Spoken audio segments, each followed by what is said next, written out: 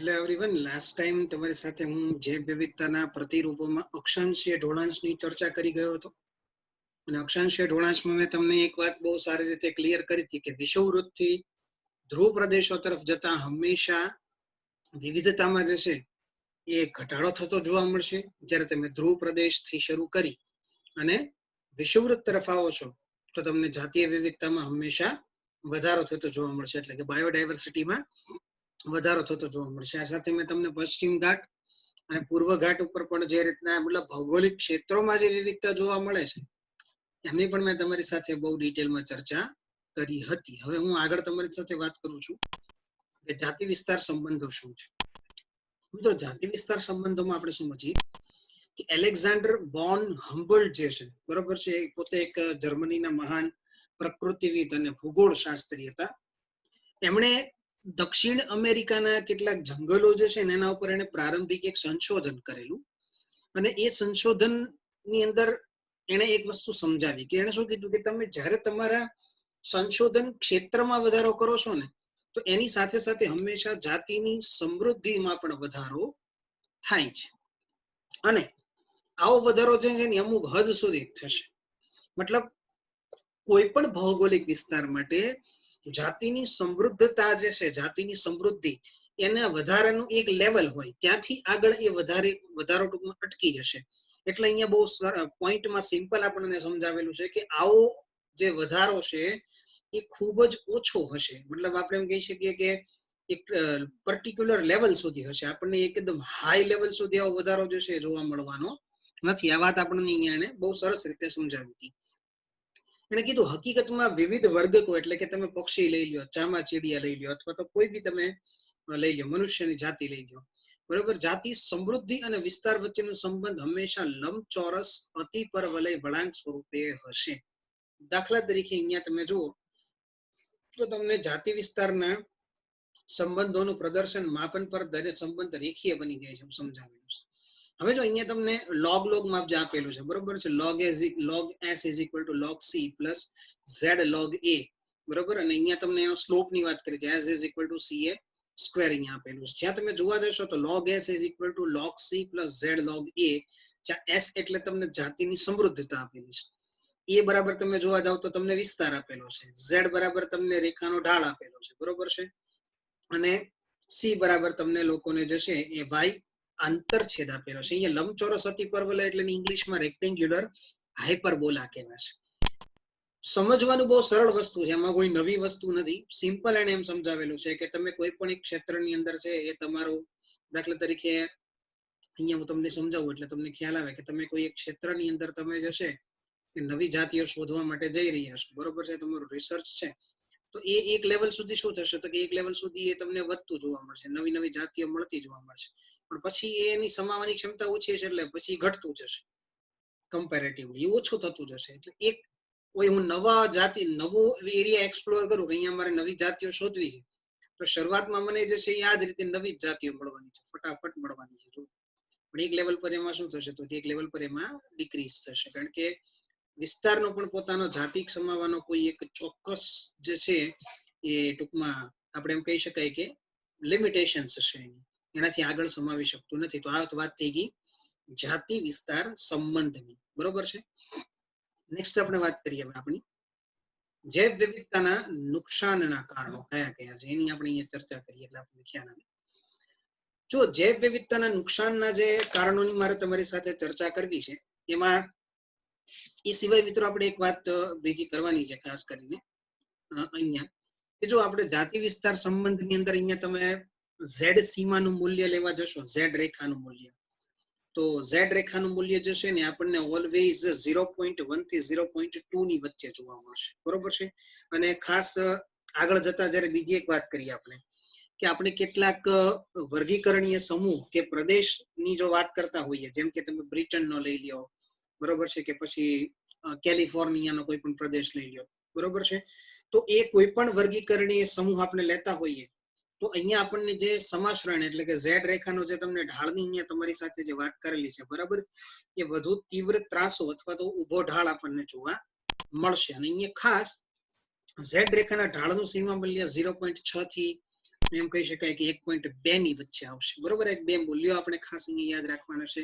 કદાચ એક્ઝામ ની અંદર આપણને રિલેટેડ વસ્તુ પૂછી શકાય. બરોબર છે, જેમ કે તમે ઉષ્ણકટિબંધીય જંગલોના ફળ ખાનારા જે પક્ષીઓ છે એને સસ્તનોની ઝેડ રેખાનો ઢાળ લ્યો તો તમને 1.15 જેટલો મળી આવે છે. બરોબર, નેક્સ્ટ વાત કરીએ જૈવ વિવિધતાને નુકસાનના કારણો. આખી દુનિયા જ્યારે ઓનલાઈન થઈ રહી છે, નવી ટેકનોલોજી નવી લાઈફસ્ટાઈલ સાથે સંલગ્ન થઈ રહી છે અને વર્ક ફ્રોમ હોમ જ્યારે નોર્મલ બની રહ્યું છે, ત્યારે સ્ટડી ફ્રોમ હોમ શું એક સારો આઈડિયા નથી? લર્ન લિબર્ટીની નવી એપ. ગુજરાતની સૌથી પ્રતિષ્ઠિત વિશ્વસનીય કોચ અને માર્ગદર્શક લિબર્ટી કરિયર એકેડમી દ્વારા પ્રસ્તુત છે લર્ન એપ. અને આ એપ ખાસ કરીને ધોરણ 9 થી 12 ગુજરાતી અને ઇંગ્લિશ મીડિયમ તથા નીટ, જેઈઈ મેઇન અને ગુજસેટ જેવી સ્પર્ધાત્મક પરીક્ષાઓ માટે બનાવવામાં આવી છે. તો હવે લિબર્ટીની નવી લર્ન એપ ડાઉનલોડ કરીને આપ ક્યાંય પણ અને આપના અનુકૂળ સમયે અભ્યાસ કરી શકો છો. જૈવ વિવિધતાના નુકસાનના કારણોમાં પહેલી વાત અહીંયા આપણને કરી છે IUCN, International Union for Conservation of Nature. બરોબર છે, IUCN શું કાર્ય કરે છે એની વાત કરીએ આપણે. ઓકે, IUCN જો અહીંયા કીધું છે International Union for Conservation of Nature. મિત્રો IUCN જે છે ને એક દર વર્ષે અથવા તો અમુક વર્ષે એક રેડ લિસ્ટ બહાર પાડે છે, જેને બીજું નામ આપીએ છીએ આપણે રેડ ડેટા લિસ્ટ, અથવા તો એને ત્રીજું એક નામ અપાય છે રેડ ડેટા બુક. હવે રેડ ડેટા લિસ્ટ અથવા રેડ ડેટા બુક શું છે? તો કે એની અંદર અલગ અલગ કેટેગરીઓ પણ આપેલી છે. બરોબર, કેટેગરીઓમાં તમે જોવા જાવ તો લુપ્ત, લાંબા ગાળે લુપ્તતાના આરે, ટૂંકા સમયમાં લુપ્તતાના આરે, લુપ્તતાથી ખૂબ નજીક અને લુપ્ત થઈ ગયા છે એ, આવી અલગ અલગ એમાં છે ને કેટેગરીઓ આપેલી છે. હવે 2004 ના દસ્તાવેજી પુરાવાઓ પ્રમાણે લગભગ છેલ્લા 500 વર્ષોની અંદર 784 જેટલી જાતિઓ છે ને લુપ્ત થઈ ગઈ છે. જેમાં તમે જોવા જાવ તો 338 પૃષ્ઠવંશી, 359 તમને અપૃષ્ઠવંશી, જ્યારે 87 જે છે એ તમને વનસ્પતિઓની જાતિ કીધી છે કે જે લુપ્ત થઈ ગઈ છે છેલ્લા 500 વર્ષોની અંદર. બરોબર, આ રેડ ડેટા લિસ્ટ નું કામ એ છે કે જે સજીવો જીવન મતલબ જાતિઓ જે છે સજીવોની એ લુપ્તતાના આરે છે એ બધાના લિસ્ટમાં નામ આપેલા હોય છે અને એના કન્ઝર્વેશન, એની સાચવણી માટે IUCN દ્વારા ગાઈડલાઇન્સ પૂરી પાડવામાં આવે છે. જેમ કે એશિયાટિક લાયન, એશિયાટિક લાયન જે છે એ અત્યારે લુપ્તતાના આરે આવનારી, કારણ કે એશિયાટિક લાયન જે છે ને એક સમય એવો હતો મિત્રો કે એશિયાટિક લાયન અફઘાનિસ્તાનથી શરૂ કરી અને છેક અહીંયા જે આપણો પશ્ચિમ ઘાટનો આખો વિસ્તાર છે આ બધા વિસ્તારોની અંદર જોવા મળતા હતા, વાઘ જોવા મળતા હતા. પણ હવે આ નથી જોવા મળતા. સાઉથ સાઈડ જે છે તે પેલા ટાઈગર લાયન્સ જોવા મળતા હતા, હવે નથી મળતા. હવે એશિયાટિક લાયન, નામ એશિયાટિક લાયન એટલા માટે આપેલું છે કારણ કે એનો વિસ્તાર પહેલા આખા એશિયામાં હતો એટલે એશિયાટિક લાયન નામ આપેલું છે. હવે એ એશિયાટિક લાયન માત્ર હવે ગુજરાતના ગીર પૂરતા જ સીમિત થઈ ગયા છે. જ્યારે માત્ર ગુજરાતના ગીર પૂરતા સીમિત થઈ ગયા તો આ શું દર્શાવે છે કે હવે લુપ્તતાના આરે આવી રહ્યા છે. મિત્રો હવે ગણ્યા ગાંઠ્યા એટલે એમ કહી શકાય કે સિંહની જે સંખ્યા છે 500 ની 700 ની વચ્ચે માંડ દર વર્ષે રહેતી હોય છે, કારણ કે કેટલાકનું મૃત્યુ થાય, કેટલાક નવા સિંહ બાળનો જન્મ થતો હોય છે. પણ તમે જુઓ કે જો ધ્યાન ન રાખવામાં આવે, બરોબર છે, એક સમય એવો હતો, ઇતિહાસની વાત છે કે જ્યારે સિંહની સંખ્યા માત્ર 20 જ વધી હતી અને એ દરમિયાન જુનાગઢના નવાબ જે હતા એમણે બ્રિટિશ ગવર્મેન્ટને પત્ર લખીને કીધું હતું કે હવે સિંહના શિકાર જો બંધ નહીં કરવામાં આવે તો આ જાતિનો નાશ થઈ જશે. અને એ બંધ થયું ને એમાંથી આ 20 માંથી આજે ફરીથી 500 સુધી આ વાત પહોંચી છે. આ શું દર્શાવે છે કે કોઈ પણ જાતિ જે છે, બરોબર, જે લિસ્ટમાં નજીકના સમયમાં લુપ્ત થવાની જાત, એ બધી જ વાતો જે છે એ આપણને આવી રીતની IUCN ના લિસ્ટમાં જોવા મળતી હોય છે. તાજેતરમાં લુપ્ત થયેલી જાતિમાં તમે જુઓ તો મોરેશિયન એક પક્ષી છે જેનું નામ છે ડોડો, બરોબર છે. પછી ક્વેગા જે છે આફ્રિકાનું જે છે એ ક્વેગાની અહીંયા વાત કરેલી છે, બરોબર છે. ત્યાર પછી તમને કીધું છે થાઇલેસિન ઓસ્ટ્રેલિયાનું, બરોબર.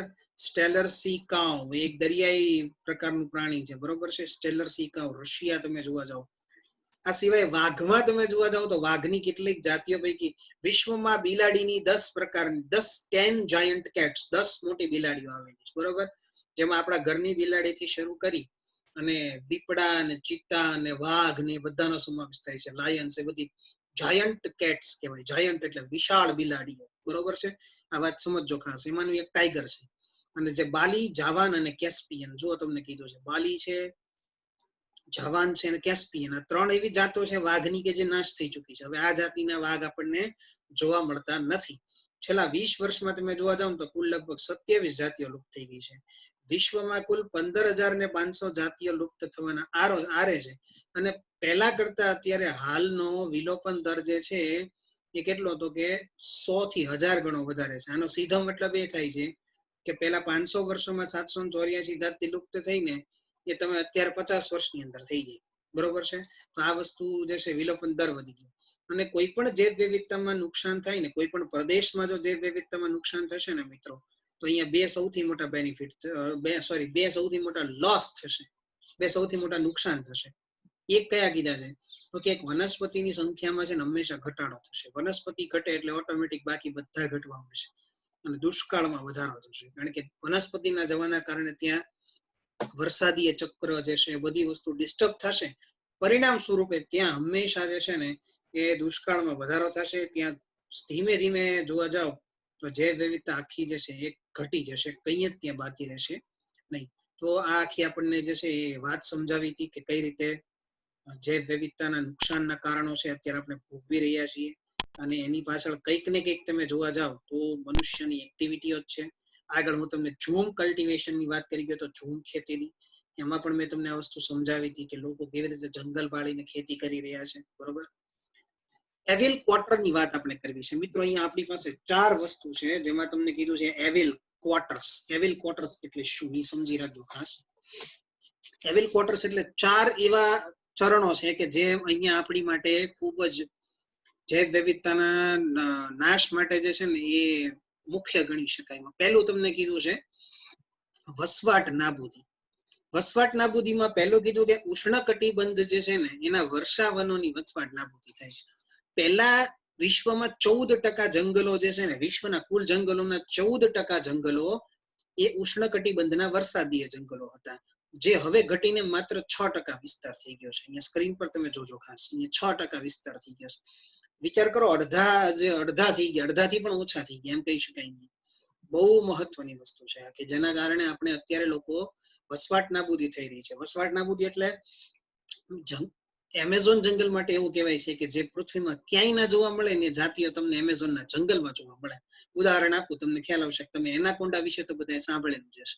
એનાકોન્ડા સાપ જે છે ટૂંકમાં પ્રજાતિ, એ માત્ર એમેઝોનના જંગલમાં જોવા મળે છે. હવે તમે વિચાર કરો કે આવી તો એમેઝોનની અંદર કેટલી જાતીય વિવિધતા જોવા મળતી છે, પણ એ હવે બહુ નાશ પામી રહી છે, કારણ કે એમેઝોન જંગલ પોતે નાશ પામી રહ્યું છે એટલા માટે, બરોબર છે.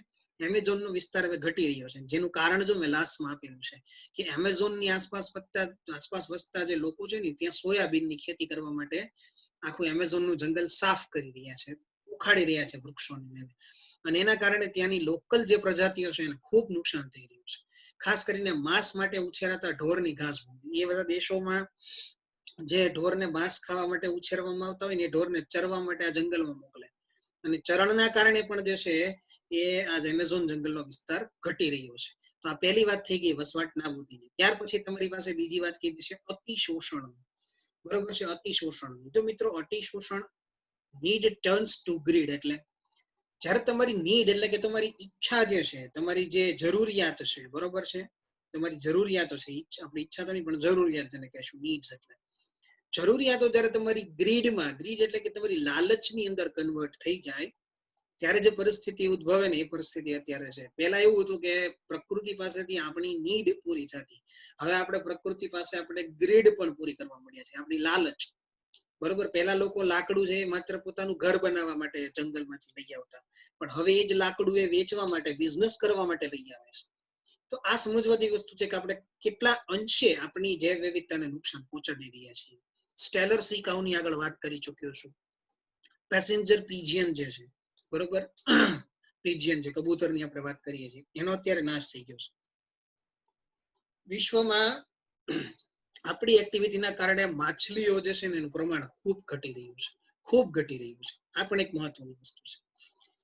વિદેશી જાતિઓનું અતિક્રમણ, જેમાં તમને એમ કીધું છે કે નાઇલ પર્સ જે કરીને જે ખાસ કરીને મીઠા પાણીની જે માછલીઓ છે, આ મીઠા પાણીની માછલીઓને વિક્ટોરિયા સરોવર એટલે કે પૂર્વ આફ્રિકાનો એક વિસ્તાર છે વિક્ટોરિયા સરોવર, એમાં આપણે જયારે દાખલ કરવામાં આવી, જાતિઓનું અતિક્રમણની વાત કરું છું કે દાખલ થઈ, તો એના કારણે શું થયું તો કે સ્થાનિક સિચલીડ જે માછલીઓ છે ત્યાંની સ્થાનિક, એની 200 થી પણ વધારે જાત મૃત્યુ પામી. શું કામ?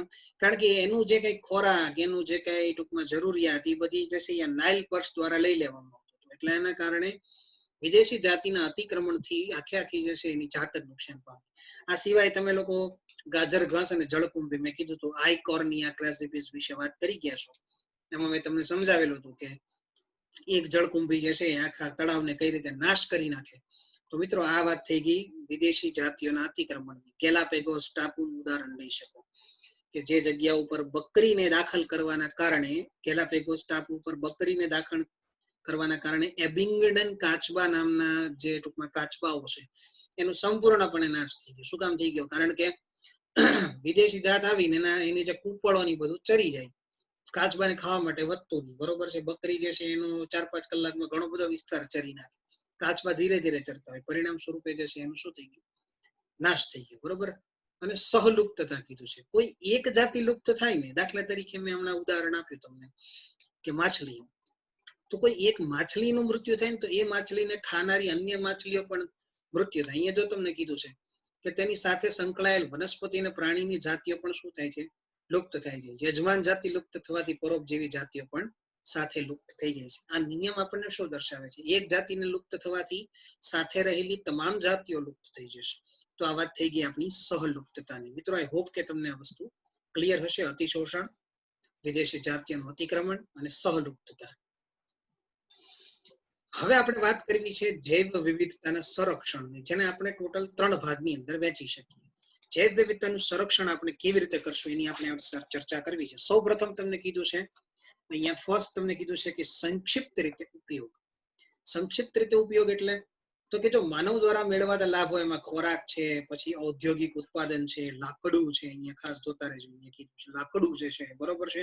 આ સિવાય તમે જોવા જાવ તો કેટલાક ઔદ્યોગિક ઉત્પાદનો, જેમાં ટેનિન છે, ઊંજણ છે, રંગકો છે, રાળ છે, અંતર છે, આ બધી જ વસ્તુઓનો જે છે આપણે એની પાસેથી મેળવતા હોઈએ છીએ. 25% થી વધારે દવાઓ જે છે ને એ આપણને વનસ્પતિમાંથી બનાવીએ છીએ. એટલે વનસ્પતિ એના માટે ઇમ્પોર્ટન્ટ છે.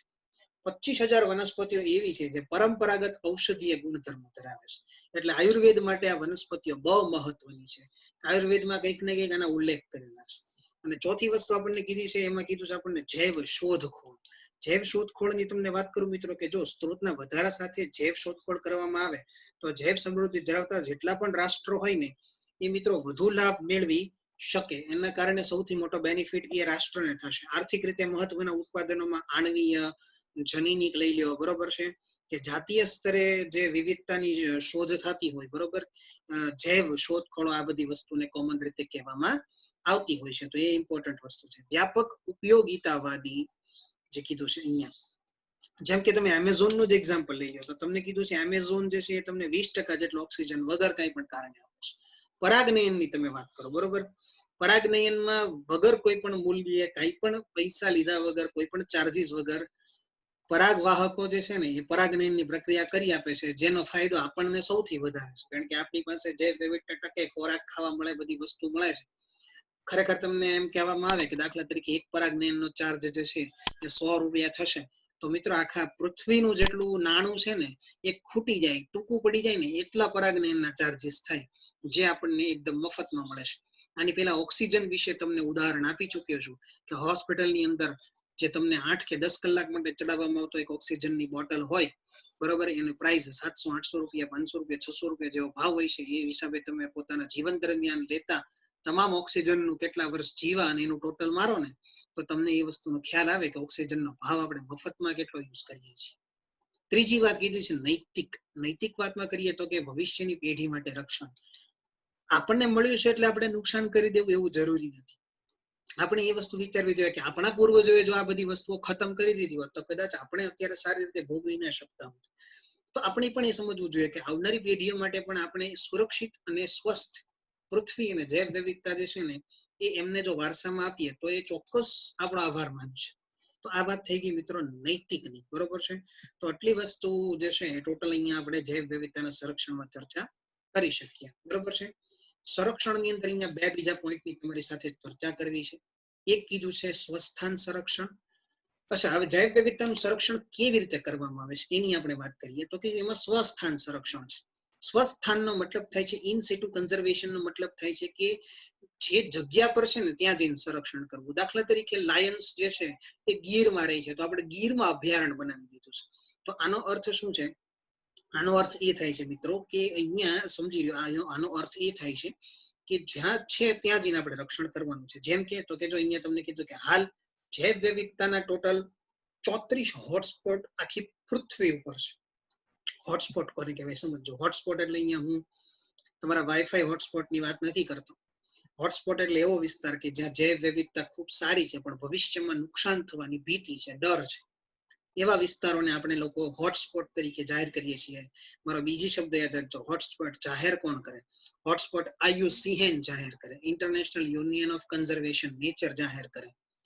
ભારતની આસપાસ તમે જોવા જાવ તો તમને પશ્ચિમ ઘાટ અને શ્રીલંકા, બરોબર છે, ઇન્ડો બર્મા અને હિમાલય, આ ત્રણ જે છે ને એ પૃથ્વીનો 2% જેટલો જ વિસ્તાર ધરાવે છે, પણ જાતિઓ તો કે સૌથી વધારે ધરાવે છે. તો આ હોટસ્પોટ કહેવાશે. વિવિધતા બહુ સારી હોય તો એને આપણે હોટસ્પોટ કહીએ છીએ. હાલ વિલોપનનો દર જે છે એ ઘટાડીને આપણે 30% સુધી લઈ ગયા છીએ. એટલે જાતિ જે વિલોપ થતી હતી, દાખલા તરીકે 10 વર્ષમાં થતી હોય એની જગ્યાએ હવે 30 વર્ષે થાય. આ સારી વસ્તુ કહેવાય કે આપણે અત્યારે દરને વિલોપનનો દર ઘટાડી દીધો છે. હાલ ભારત દેશની અંદર કુલ 14 જૈવ આરક્ષિત વિસ્તારો, 90 રાષ્ટ્રીય ઉદ્યાનો અને 448 અભયારણ્યો છે. ડિફરન્ટ સમજાવી દઉં તમને બધા વચ્ચે. અભયારણ્ય છે ને હંમેશા કોઈ એક પ્રકારના જે પ્રાણી કે પક્ષી કે પશુ હોય એના માટે બનાવવામાં આવે. જેમ કે ખીજડીયા પક્ષી અભયારણ્ય, ગીર લાયન અભયારણ્ય, બરોબર છે, અને જ્યાં માનવીય પ્રવૃત્તિઓને છૂટ હોતી નથી, બરોબર છે. રાષ્ટ્રીય ઉદ્યાનો નેશનલ પાર્ક, અહીંયા પણ સેમ વસ્તુ છે. અભયારણ્યમાં થોડી ઘણી છૂટ આપતા હોય છે, પણ રાષ્ટ્રીય ઉદ્યાનોમાં એક નહીં, આખી જૈવ સૃષ્ટિ જે છે ટૂંકમાં એ વિસ્તારની જેટલી જૈવ સૃષ્ટિ છે એ તમામને સંરક્ષણ આપવામાં આવે છે, એટલે નેશનલ પાર્ક આપવામાં આવે નામ. જેમ કે જીમ કોર્બેટ નેશનલ પાર્ક, બરોબર, તો એક નેશનલ પાર્ક થઈ ગયો. આ સમજો ખાસ. આપણે ભારત દેશની અંદર એકમાત્ર મરીન નેશનલ પાર્ક આવેલો છે. મરીન એટલે કે સમુદ્રી નેશનલ પાર્ક, અને એ જામનગરની પાસે ઓખામાં આવેલો છે, બરોબર. એવા ત્યાં કોઈ પણ વ્યક્તિને પરમિશન નથી અંદર જવાની, બરોબર છે. ત્યાં ગવર્મેન્ટની પરમિશન વગર અંદર જઈ શકાતું નથી. જૈવ આરક્ષિત વિસ્તારો એવા 14 છે જે યુનાઇટેડ IUCN દ્વારા આપવામાં આવેલા છે, બરોબર છે. અને એ અહીંયા જે છે 14 જેવા વિસ્તારો, જેમાંનો એક વિસ્તાર જે છે આપણે આ બાજુ તમે જોવા જાવ કાંચનજંગા જંગલ બાજુ જે છે, કાંચનજંગા પર્વતો છે એ બાજુ આસામની અંદર જે છે એ જૈવ આરક્ષિત વિસ્તારો કેટલાક આવેલા છે, બરોબર. તો આ વાત થઈ ગઈ મિત્રો સ્વસ્થાનની. સ્વસ્થાનનો મતલબ થાય છે જ્યાં છે ત્યાં જઈને જ આપણે સંરક્ષણ કરવાનું છે, તો એની વાત થશે સ્વસ્થાન. બીજી વાત તમને કીધી છે નવસ્થાન, એક્સ સિટુ કન્ઝર્વેશન. અચ્છા, એક્સ સિટુ કન્ઝર્વેશન કોને કહેશું એની આપણે વાત કરીએ. જો મિત્રો હવે એક્સ સિટુ કન્ઝર્વેશન ની આપણે વાત કરવા જાવ ને તો આપણે એમાં એમ કહી શકીએ કે તમે કોઈ પણ કુદરતી નિવાસ સ્થાનની બહાર જઈને અથવા તો કોઈ વિશેષ જગ્યાએ લઈ જઈને તમે જ્યારે કોઈ સમૂહનો ગ્રોથ કરાવો, એનો વિકાસ કરાવો ને ત્યારે એને નવસ્થાન એક્સ સિટુ કન્ઝર્વેશન કહેવામાં આવે છે. જેમ કે અહીંયા તમારી પાસે કેટલાક ઉદાહરણો છે. જો પ્રાણી ઉદ્યાનનું ઉદાહરણ, પ્રાણી ઉદ્યાનમાં આપણે શું કરીએ છીએ, અમદાવાદ કાંકરિયા જે છે, બરોબર ને, કમલા નહેરુ જીઓલોજીકલ પાર્ક જેનું નામ છે, તો પ્રાણી ઉદ્યાન જે છે એમાં શું હોય છે તો કે પ્રાણી ઉદ્યાનમાં આપણે અલગ અલગ જગ્યાએથી પ્રાણીઓ જે છે એને લાવીને અહીંયા સાચવીએ છીએ, બરોબર છે. કાંકરિયાની અંદર અમદાવાદમાં આફ્રિકાથી લાવેલા વાઘને પણ સાચવવામાં આવે છે, બરોબર. વનસ્પતિ ઉદ્યાનમાં પણ સેમ એવું જ કરીએ છીએ આપણે, બહારથી અલગ અલગ વનસ્પતિ જાતિઓ જે છે એનું સંરક્ષણ એક જગ્યા ઉપર કરીએ છીએ. ત્રીજી મેં તમને મિત્રો ક્રાયો પ્રિઝર્વેશન ની વાત કરી હતી. -196 ડિગ્રી સેન્ટીગ્રેડ તાપમાન ઉપર નાઇટ્રોજનની હાજરીમાં આપણે અલગ અલગ વસ્તુઓને સાચવીએ છીએ, બરોબર છે. જેમ કે તમે ત્યાં જનીનને સાચવો છો, બ્રીજને સાચવો છો, તો દરેક વસ્તુ તમે જે સાચવો છો તે ક્રાયો પ્રિઝર્વેશન ની વાત થશે. ઇન વિટ્રો ફલન એટલે તમે જાણો છો IVF વિશે આપણે વાત કરી ગયા છીએ, શરીરની બહાર કરવામાં આવે છે, બરોબર છે. નવસ્થાન જ કહેવાશે એના માટે. તો પેશી સંવર્ધન. પેશી સંવર્ધનમાં આપણે વનસ્પતિમાં કેલસ સંવર્ધનની હું તમને વાત કરી ગયો હતો, જેમાં આપણે કોઈ એક નાનકડો ભાગ જે છે વનસ્પતિનો, એમાંથી સમગ્ર નવી વનસ્પતિ વિકસાવીએ છીએ. આપણે નાનકડા ભાગને લેબોરેટરીમાં લઈ જઈએ છીએ અને ત્યાં આ પ્રકારના છોડનો ઉછેર કરીએ છીએ. તો પેશી સંવર્ધન પણ એક નવ સ્થાનનું ઉદાહરણ જ થશે. એ જ રીતે તમે જનીન બેંકનું એક્ઝામ્પલ પણ લઈ શકો. તો આ બધી વાતો અહીંયા તમારી સામે જે કરી એ બધી જ નવ સ્થાનની વાતો થઈ. તો આઈ હોપ કે હવે તમને સ્વસ્થાન અને નવસ્થાન વિશે જે છે એ ડિફરન્સ ક્લિયર હશે. જૈવ વિવિધતાના ઐતિહાસિક સંમેલનો વિશેની નાનકડી વાત કરી દઉં કે આપણી જૈવ વિવિધતા જે છે એના માટે કોઈ રાજકીય સીમાઓ નથી. એનું સંરક્ષણ જે છે ને એમ કહી શકાય મિત્રો કે આપણે બધા જ રાષ્ટ્રોનું જે છે સંયુક્ત જવાબદારી છે. અમેરિકાની છે ને ભારતની નથી, ભારતની છે ને ચાઇનાની નથી, એવું નથી, દરેકે કરવી પડશે. આ માટે છે ને એ 1992 ની અંદર રિયો ડી જાનેરો બ્રાઝિલ જે છે દેશની રાજધાની છે રિયો ડી જાનેરો, ત્યાં વર્લ્ડ અર્થ સમિટ પૃથ્વી પરિષદમાં બધા દેશો ભેગા થયા હતા, બરોબર છે. અને જેમાં તમામ રાષ્ટ્રોને સંબોધીને એમ કહેવામાં આવેલું હતું કે ભાઈ જૈવ વિવિધતાના સંરક્ષણ માટે જે છે ને યોગ્ય પગલા લેવા, તેમજ તેના લાભોને આપણે લાંબા સમય સુધી જાળવી શકીએ, બરોબર. અને એવા ટૂંકમાં પ્રયત્નો દરેક રાષ્ટ્રોએ કરવાના અર્થ સમિટમાં નક્કી કરવામાં આવ્યું. અને 2002 ને એને અનુસરીને દક્ષિણ આફ્રિકાના જોહાનિસબર્ગમાં જે છે એ ટકાઉ વિકાસ ઉપર એક વિશ્વ પરિષદ કરવામાં આવી હતી. ત્યાં પણ આ જ વસ્તુ વિશે ડિસ્કશન થયું હતું કે ભાઈ ગમે તેમ કરીને જે છે વિશ્વમાં આપણે આ વસ્તુ કરવાની છે. અને ખાસ કરીને લગભગ 190 જેટલા દેશોએ જે છે પ્રતિજ્ઞા લઈને વચન આપ્યું હતું કે 2010 ની જે સાલ આવશે ને ત્યાં સુધીમાં વૈશ્વિક, પ્રાદેશિક અને સ્થાનિક સ્તરે જૈવ વિવિધતાની અંદર જે કંઈ નુકસાન થઈ રહ્યું છે ને એની અંદર ઘટાડો કરશું અને જૈવ વિવિધતાના દરમાં વધારો કરશું. અને આ વસ્તુ જે છે એ આ સંમેલનો વિશે યાદ રાખજો. એક્ઝામની અંદર આપણને પૂછી શકાય, જરૂરી નથી કે ન પૂછે. તો અહીંયા કુલ તમારી જે કઈ બાયોડાયવર્સિટી રિલેટેડ જેટલી વાતો છે ચેપ્ટરની અહીંયા કમ્પ્લીટ થઈ છે. ચેપ્ટર નાનું છે પણ ઇમ્પોર્ટન્ટ છે. 2 પ્રશ્નો જેવા આપણને પૂછી નાખે છે. ખાસ દરેકે આને તૈયાર સારી રીતે કરો. આખી દુનિયા જ્યારે ઓનલાઈન થઈ રહી છે, નવી ટેકનોલોજી, નવી લાઈફસ્ટાઈલ સાથે સંલગ્ન થઈ રહી છે અને વર્ક ફ્રોમ હોમ જ્યારે નોર્મલ બની રહ્યું છે, ત્યારે સ્ટડી ફ્રોમ હોમ શું એક સારો આઈડિયા નથી? લર્ન, લિબર્ટીની નવી એપ. ગુજરાતની સૌથી પ્રતિષ્ઠિત, વિશ્વસનીય કોચ અને માર્ગદર્શક લિબર્ટી કરિયર એકેડમી દ્વારા પ્રસ્તુત છે લર્ન એપ. લર્ન એપ આપને ઘરે બેઠા કોચિંગ ક્લાસમાં મળતું શિક્ષણ પૂરું પાડે છે અને આ એપ ખાસ કરીને ધોરણ 9 થી 12 ગુજરાતી અને ઇંગ્લિશ મીડિયમ તથા નીટ, જેઈઈ મેઇન અને ગુજસેટ જેવી સ્પર્ધાત્મક પરીક્ષાઓ માટે બનાવવામાં આવી છે. ઓનલાઈન કોર્સમાં જોડાવા માટે ગૂગલ પ્લે સ્ટોરમાંથી લર્ન એપ ડાઉનલોડ કર્યા બાદ સૌપ્રથમ રજીસ્ટર કરવું, જેમાં તમારું full name, email ID, mobile number તથા તમારો પાસવર્ડ સેટ કરવો. હવે આપને મોબાઈલ પર SMS દ્વારા ઓટીપી મળશે તથા ઈમેલ આઈડી પર આવેલ કન્ફર્મેશન લિંકમાંથી તમારું અકાઉન્ટ વેરીફાઈ કરાવવું. ત્યારબાદ એપ્લિકેશનમાં તમારા ઈમેલ આઈડી તથા પાસવર્ડથી લોગિન કરવાનું રહેશે. લોગિન થયા પછી હોમ પેજમાં સૌપ્રથમ આપનું ધોરણ સિલેક્ટ કરો. તેમાં સિલેક્ટ કરવાથી આપને બેચની વિગતો ઉપરાંત ક્લાસીસ, ટેસ્ટ્સ, સ્ટડી મટીરિયલ તથા બીજી વિશેષ માહિતી જોવા મળશે. એક વખત આ પ્રક્રિયા પૂરી થયા પછી બાય નાવ બટન ક્લિક કરીને આપેલ પેમેન્ટ ઓપ્શન્સમાંથી કોઈ પણ ઓપ્શન જેવા કે ડેબિટ કાર્ડ, ક્રેડિટ કાર્ડ અથવા ગૂગલ પે સિલેક્ટ કરીને તરત જ એનરોલ કરી શકો છો. હવે આપની નક્કી કરેલી બેચ ખુલશે. નમસ્તે વિદ્યાર્થી મિત્રો. અને અનુકૂળતા પ્રમાણે આપ નિષ્ણાંત શિક્ષકો દ્વારા સમજાવવામાં આવેલ લેક્ચર સેશન્સ જોઈ શકો છો. આ લેક્ચરને વધુ સમજવા માટે PDF મટીરિયલ્સ ડાઉનલોડ કરી શકશો. એક વખત વિષય સમજી લીધા પછી ચેપ્ટર વાઇઝ ક્વિઝ આપીને પોતાની વિષય સમજ ચકાસી શકો છો. અને જો ક્યાંક આપને કોઈ સમસ્યાનો ઉકેલ ના મળે તો ચિંતા ના કરશો. અમારા ઇન્ટરેક્ટિવ લાઈવ ડાઉટ સોલ્વિંગ સેશન્સમાં લાઈવ ચેટ બોક્સ દ્વારા તમારી મૂંઝવણ તરત દૂર કરી શકો છો. તો હવે લિબર્ટીની નવી લર્ન એપ ડાઉનલોડ કરીને આપ ક્યાંય પણ અને આપના અનુકૂળ સમયે અભ્યાસ કરી શકો છો.